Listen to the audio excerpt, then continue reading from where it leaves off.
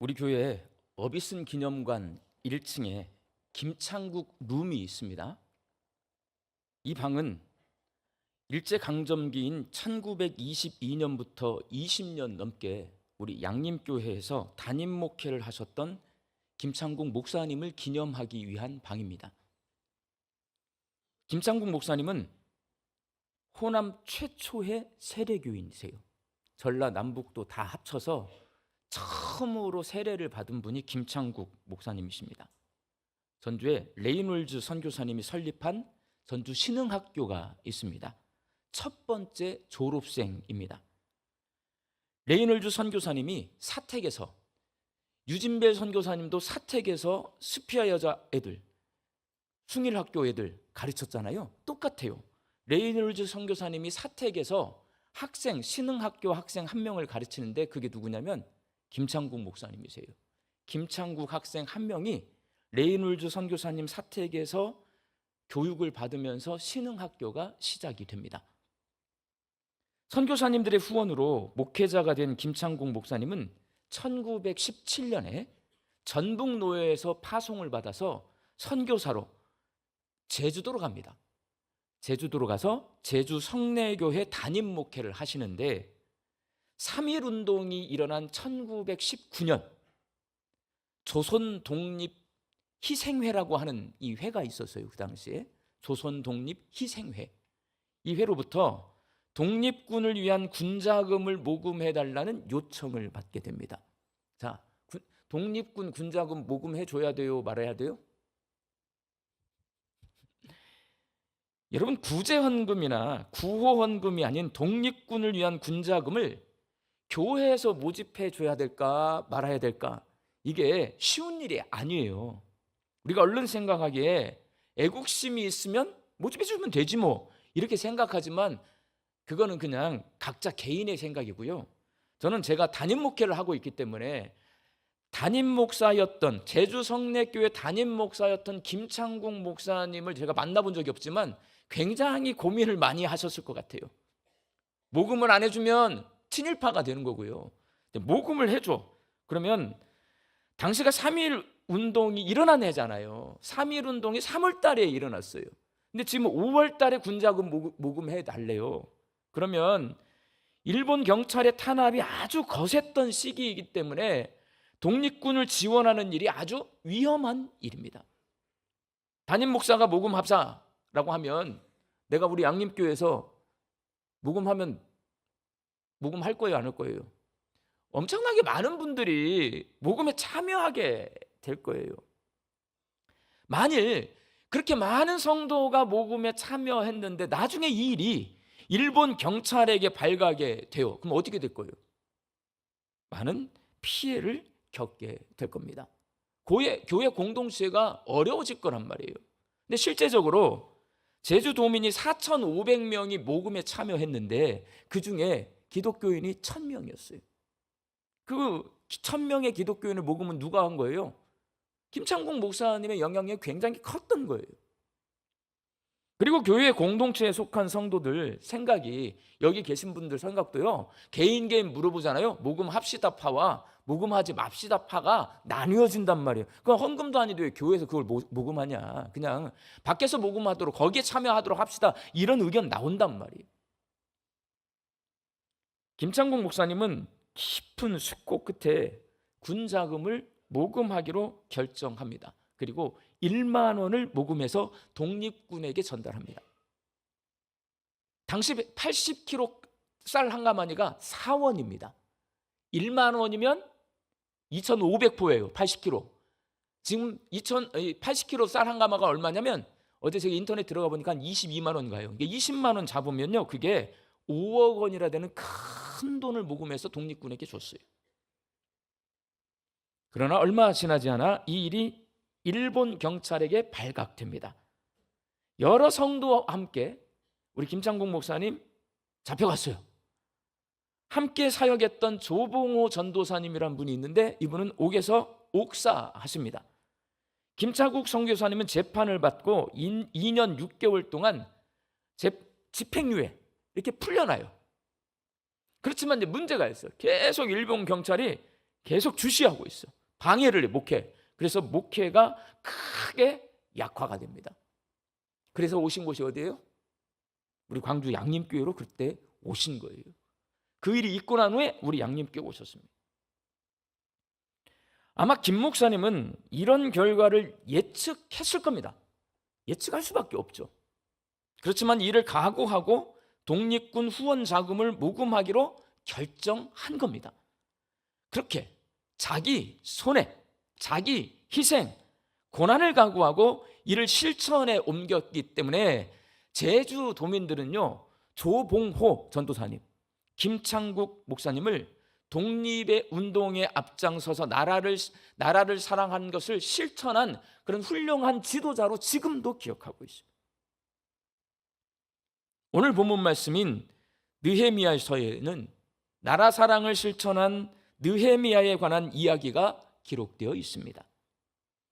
그는 바벨론에서 포로 생활을 하고 있던 남유다 백성을 이끌고 예루살렘으로 돌아와서 예루살렘 성벽을 재건한 훌륭한 지도자입니다.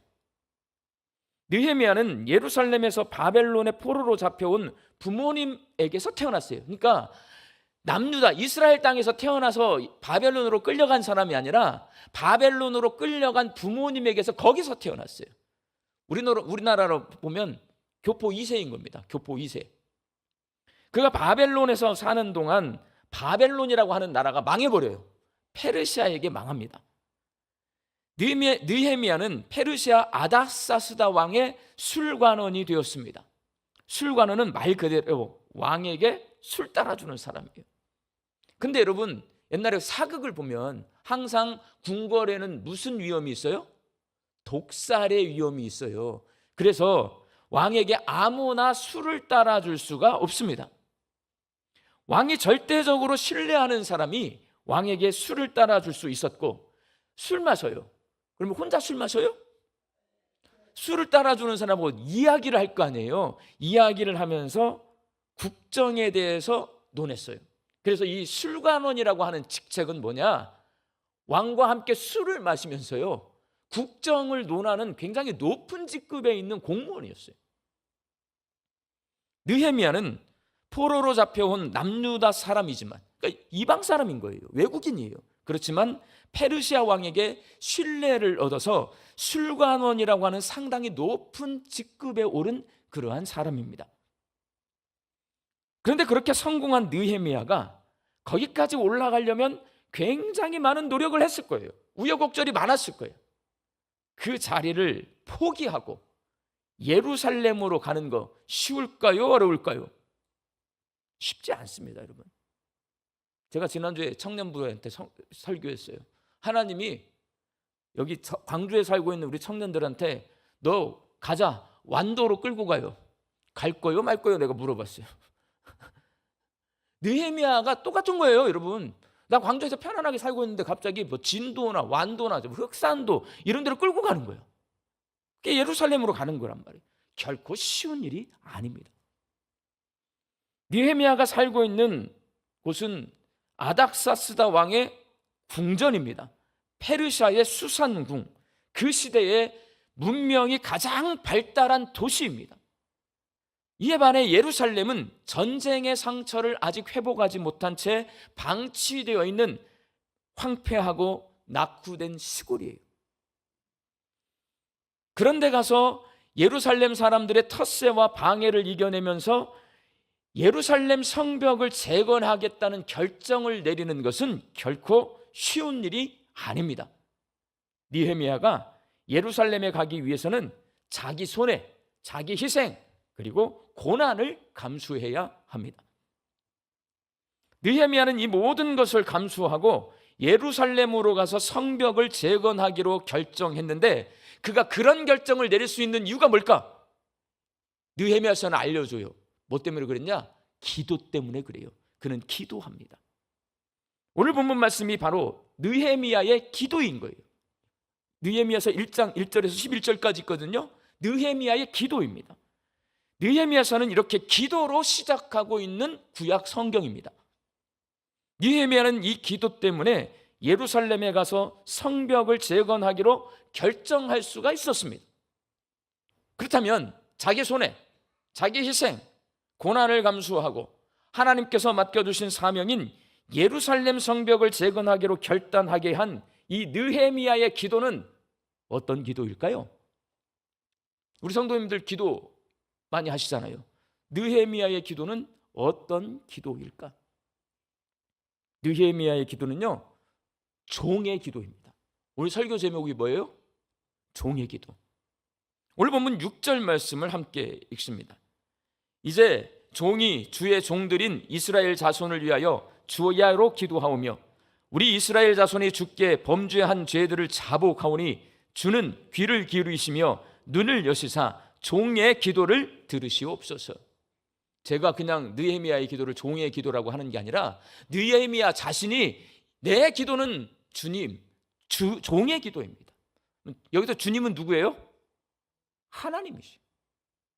주인은 하나님이시고 나는 종입니다 라고는 강력한 자기 정체성이 있는 기도가 느헤미야의 기도예요. 현실적으로 술관원인 느헤미야는요, 누가 주인이냐면 아닥사스다 왕이 주인입니다. 왕이 주인이지 하나님이 주인이 아니에요. 그런데 느헤미야는 아닥사스다 왕이 아니라 하나님을 주인이라고 부르고 자신이 왕의 종이 아니라 하나님의 종이라고 고백하고 있습니다. 믿음이 있는 거예요. 그것만으로도. 술관원인 느헤미야는 누구보다도 왕에게 신뢰받는 사람이고 국정을 왕과 함께 논할 정도로 왕과 친밀한 관계를 맺고 있습니다. 그래서 아닥사스다 왕에게요, 지금 도움이 필요해. 내가 예루살렘으로 돌아가서 예루살렘 성전과 성벽과 이것들을 회복하는데 그러려면 내가 왕의 도움이 필요하단 말이에요. 그 도움을 직접 요청할 수 있는 사람이에요. 그런데 왕에게 도움을 직접 요청하지 않고 하나님께 도움을 요청함으로써 하나님이 자신의 주인이시고 자기가 하나님의 종이라고 하는 것을 삶으로 고백하고 있습니다. 이렇게 종이 되어서 주인이신 하나님께 도움을 요청하는 느헤미야의 기도가 바로 종의 기도입니다. 이 종의 기도는 어떤 특징을 가지고 있냐? 오늘 말씀을 가만히 묵상해 보잖아요. 세 가지 특징을 발견할 수 있어요. 첫 번째는 종의 기도는요, 주인의 음성을 듣는 기도입니다. 일반적인 기도는 하나님의 도움이 필요할 때 시작이 돼요. 우리는 뭔가 가만히 편안할 때는 하나님 믿고 살다가 나한테 힘든 일이 찾아와요. 그럼 기도하기 시작합니다. 많은 사람이 내 힘으로 해결할 수 없는 어려운 일을 만나면 하나님 앞에 기도하기 시작합니다. 그러나 느헤미야는 그렇게 기도하지 않았어요, 여러분. 하나님의 음성을 듣고 기도합니다.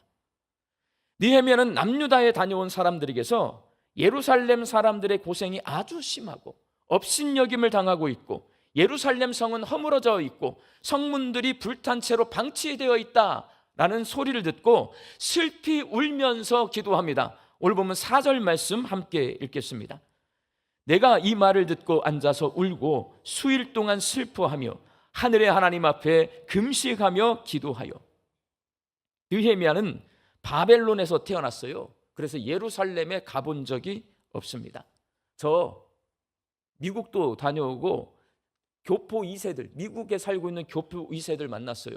그 친구들은 자기가 한국 사람이라고 생각할까요? 미국 사람이라고 생각할까요? 대부분 다 미국 사람으로 생각합니다. 왜냐하면 그 친구들은요, 태어나기를 미국에서 태어났어요. 미국 학교를 다녀요. 친구가 다 미국 애들이에요. 그럼 학교에 가면 한국 역사 가르쳐 줄까요? 미국 역사 가르쳐 줄까요? 미국 역사 가르쳐 줍니다. 학교에 가면 너 한국 사람이라고 말할까요? 미국 사람이라고 말할까요? 미국 시민권 가지고 있는 거예요. 미국 사람이라고 말한단 말이에요. 그 아이들은요, 거기서 교육받고 거기서 생활하면서 자라기 때문에 우리 한국 사람들이니까, 한국 사람들의 애기들이니까 얘네들은 대한민국을 자기 조국이라고 생각할 거라 하지만 착각이에요, 여러분. 재미교포 2세들은 미국이 자기 조국이라고 생각합니다. 느헤미야 2세예요. 바벨론에서 태어났습니다. 그렇기 때문에 이 느헤미야는요, 부모님에게 예루살렘 이야기를 들으면서 자랐기 때문에 예루살렘이 지금 불탔다, 성문이 허물어졌고 없다, 비참하다, 이런 얘기가 남의 이야기로 들리지 자기 이야기로 절대로 들릴 수가 없어요. 그런데 오늘 말씀에 보면 그게 내 이야기로 들립니다. 슬피 울며 금식하며 기도합니다. 아주 특별한 모습인 거예요. 누가 역사하고 계세요? 하나님이 역사하고 계세요. 성령께서 역사하고 계세요. 왜? 느헤미야는요, 예루살렘에 갔다 온 사람들의 이야기를 그냥 남의 이야기로 듣지 않았어요. 하나님의 음성으로 들으니까 마음이 움직여서 예루살렘에 살고 있는 동포들이 불쌍하게 여겨지고 예루살렘의 상황이 비참하고 슬프게 여겨지는 거예요.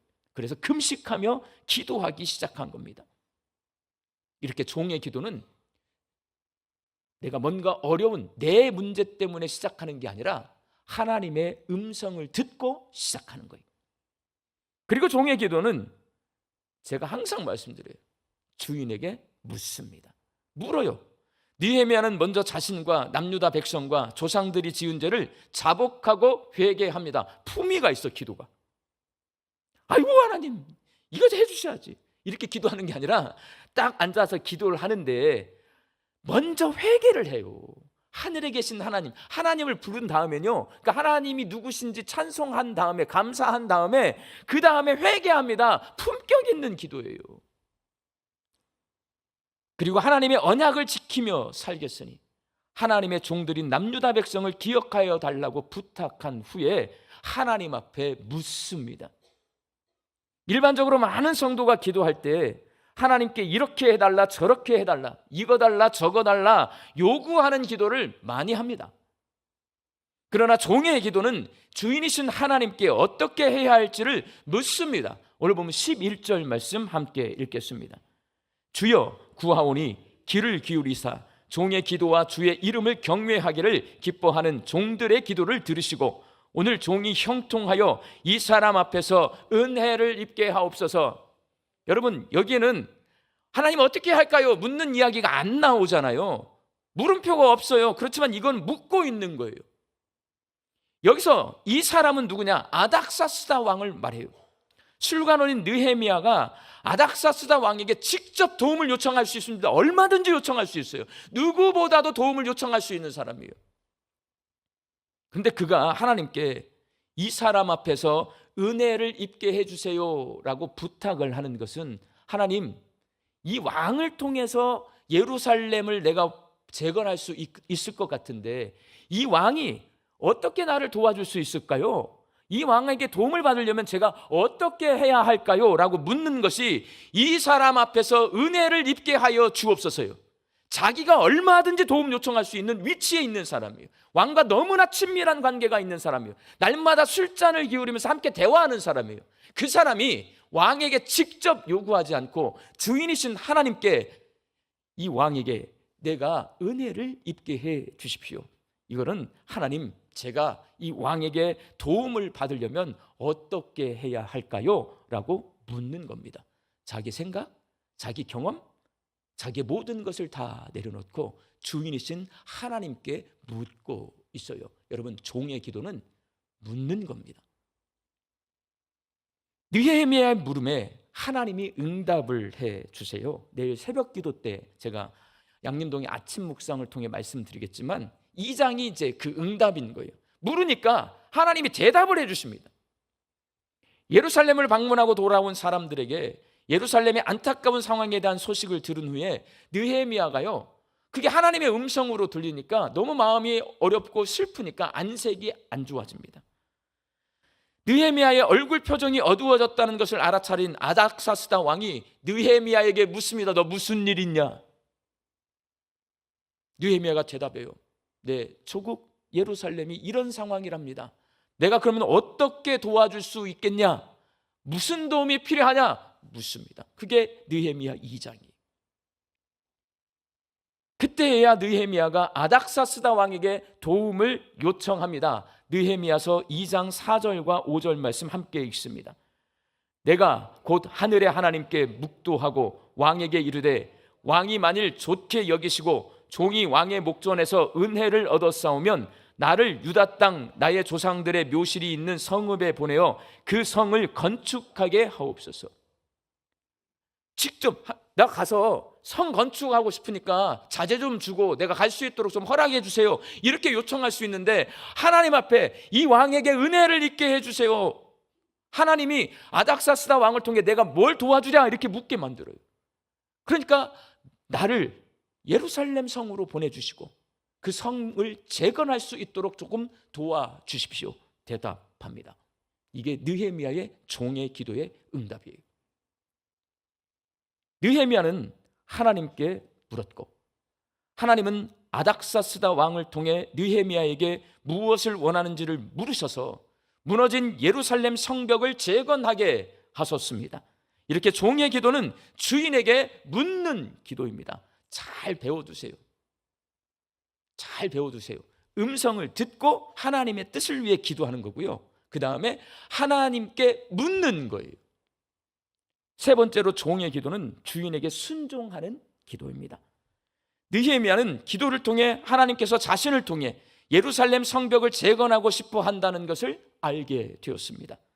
그래서 어렵게 올라간 술관원의 자리, 정말 어렵게 올라갔을 거예요, 여러분. 그 술관원의 자리를 내려놓습니다. 당시 최고로 발전하고 발달한 페르시아의 수산궁을 떠나 폐허가 된 예루살렘에 가면 편안하게 그러면 예루살렘 성을 복구할 수 있나? 아니에요. 텃세가 있어요. 텃세. 느헤미야서는 그 텃세와의 싸움이에요. 그곳 사람들의 텃세와 방해를 이겨내고 묵묵히 예루살렘 성벽을 재건하기로 결정합니다. 자기 손에 자기 희생, 고난을 감수하고 하나님의 뜻에 따라 살기로 결단한 것입니다. 이렇게 종의 기도는 어떤 기도냐? 주인에게 순종하는 기도입니다. 사랑하는 광주 양림교회 성도 여러분, 종의 기도 말씀드렸어요. 주님의 음성, 주인의 음성을 듣는 기도, 주인께 묻는 기도, 그리고 주인이 응답하신 대로 순종하는 기도. 설교 서두에 말씀드렸던 김창국 목사님의 아들이, 김창국 목사님 아들, 아는 분도 있고 모르는 분도 있어요. 이제 양림교회 김창국 목사님 잘 모르는 분 많아요. 이 김창국 목사님 아들이 고등학교 국어책에 수록되어 있는, 지금도 수록되어 있더라고요. 저 학교 다닐 때도 수록되어 있었고 우리 선배들 학교 다닐 때도 수록되어 있었어요. 가을의 기도라고 하는 시를 지은 김현승 시인이 김창국 목사님의 아들입니다.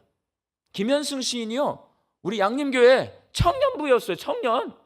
되게 자랑스러워 나. 김현승 시인은 신사참배를 반대하다가 체포되어서 모진 고문을 당하고 숭일학교 교사직을 파면당한 광주의 대표적인 저항 시인입니다. 김현승 시인의 가을의 기도는 가을에는 기도하게 하소서라는 구절로 시작합니다. 맹위를 떨치던 무더위가 잦아지고 이제 가을이 찾아오고 있습니다. 저와 여러분이 이 김현승 시인의 시기처럼 이 가을에 기도할 수 있기를 바랍니다. 하나님께 가을의 기도를 드릴 때에 오늘 본문 말씀 속에 느헤미야처럼 종의 기도로 하나님과 영적인 대화를 나눌 수 있기를 바랍니다. 광주 양림교회 성도들이 이 가을에 하나님을 주인으로 섬기는 종이 되셔서 하나님의 음성을 듣고 하나님께 묻고 하나님의 뜻에 순종하는 종의 기도를 드리며 자기 손해를 감수하고 자기 희생을 결단을 하고 고난을 인내하며 하나님께 사랑받고 사람들에게 존경받는 멋지고 품위 있는 그리스도인들이 되시기를 주님의 이름으로 축원합니다. 기도하겠습니다. 올해도 저희들에게 가을을 허락하신 하나님 참 감사합니다.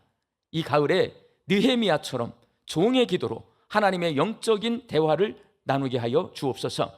하나님의 음성을 듣게 하여 주시고 하나님께 묻게 하여 주시고 하나님의 뜻에 순종하여서 손해보고 희생하고 고난을 감수하며 주인이신 하나님께서 맡겨주신 사명을 힘차게 감당하는 우리 광주 양림교회 성도들이 되게 하여 주옵소서. 예수님의 이름으로 기도하옵나이다. 아멘.